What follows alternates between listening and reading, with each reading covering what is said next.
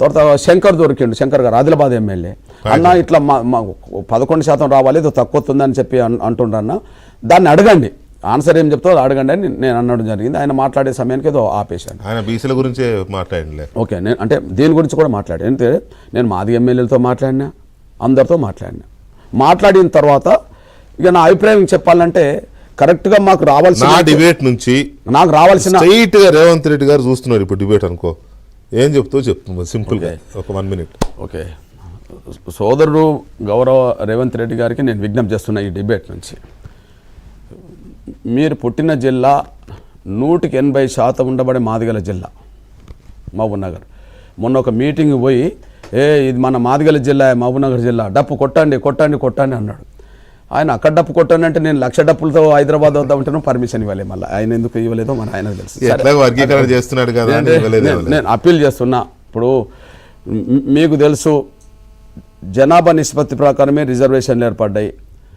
జనాభా నిష్పత్తి ప్రకారం మాదిగలకు న్యాయం జరగలేదు కాబట్టి 30 ఏళ్ళు ఉద్యమం జరిగింది. జనాభా నిష్పత్తి ప్రకారం మాదిగలకు న్యాయం జరగాలని మీరు మద్దతు తెచ్చుకుంటూ వచ్చేశారు. దానికి అనుగుణంగానే వర్గీకరణ జరగాలని చెప్పి మీరు కూడా కోరుకున్న వాళ్ళలో మీరు కూడా ఉన్నారని భావిస్తున్నాను. దయచేసి రేపు సరిదిద్దుతారా, ఎల్లు సరిదిద్దుతారా, మేము సూచనలు చేశాం. మాకు జరుగుతున్న అన్యాయం ఇట్లా జరగబోతుంది, దీన్ని ఎట్లా సరి చేస్తారో సరి చేయండి మేము ఒక సూచన చేశాం. మా సూచన పెద్ద మనసుతో ఆలోచించుకొని దీనికి పరిష్కార మార్గం చూపెట్టాల్సిందిగా నేను విజ్ఞప్తి చేస్తాను. తగు రీతిలో మాదిగలకు నేత కానీ బుడగ జంగాలు ఏంటంటే ఎవరికి దోషపెట్టద్దు, ఎవరికి అన్యాయం జరగకుండా చూడండి, అదొక్కటే నేను కోరుతున్నా. దీని మీద సానుకూలంగా స్పందిస్తారని ఆశిస్తున్నాను నేను. వెల్ సెడ్ మందకృష్ణ గారు. ఎనీవే సరే, ఆ 2% కూడా ఇస్తే సంతోషం. అది ఎట్లా పరిష్కరిస్తారు నాకు తెలియదు, కానీ మీరు ఇప్పటివరకు అయితే సాధించిన దానికి మీకు మరొకసారి అభినందనలు. మీకు పద్మశ్రీ. కృష్ణ, నా ఒక మాట చెప్తా, సారీ, ఇప్పుడు ఇంతకాలం పోరాటం చేసి ఇంత వస్తుందని చెప్పి జనం సమాజం అనుకున్న సమయంలో తెలంగాణలో ఇంత వస్తుంది మాదిగలకు, లేదా నేతకాని వాళ్ళకి ఇంత వస్తుంది, మాదిగలకి ఇంత వస్తుంది, పలానా బొడగజంగలకి ఇంత వస్తుంది అనుకుంటున్న సమయంలో ఏదైనా తక్కువ వచ్చిందని స్పష్టంగా కనిపిస్తున్నప్పుడు నేను ఆ కనిపించిన సమయంలో నా వాయిస్ ఇచ్చి దాన్ని సరిచేసే అడగడం తప్పని నేను అనట్లేదండి, అడగడం తప్పని అనట్లేదు. కాకపోతే రేవంత్ రెడ్డి గారు కూడా ఏమన్నాడు, మీరు చెప్పిన దాని ప్రకారం నేను వినలే కానీ మీరు చెప్పిందే నాకు కూడా తెలుస్తుంది, కొద్దిగా అనుకున్నంత మీ పూర్తి స్థాయిలో వస్తుంది సమాజంలో ఉన్నది బ్రదర్, కానీ ఎక్కడో చోట దీన్ని తెంపాలి కదా అని నేను చేస్తున్నాను అన్నాడని మీరే చెప్తున్నారు.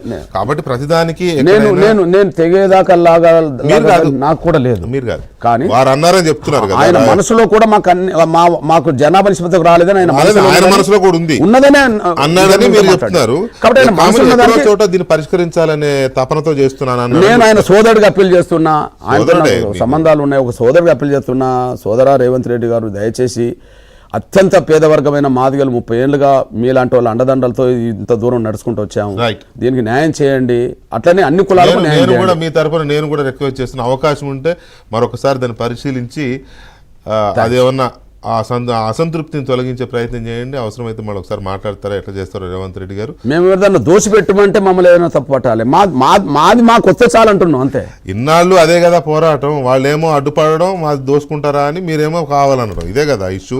కాబట్టి అలాంటి లేకుండా చూద్దాం. మందకృష్ణ గారు, వన్స్ అగైన్ మీకు అభినందనలు మరొకసారి చెప్తూ థ్యాంక్ యూ వెరీ మచ్. మీరు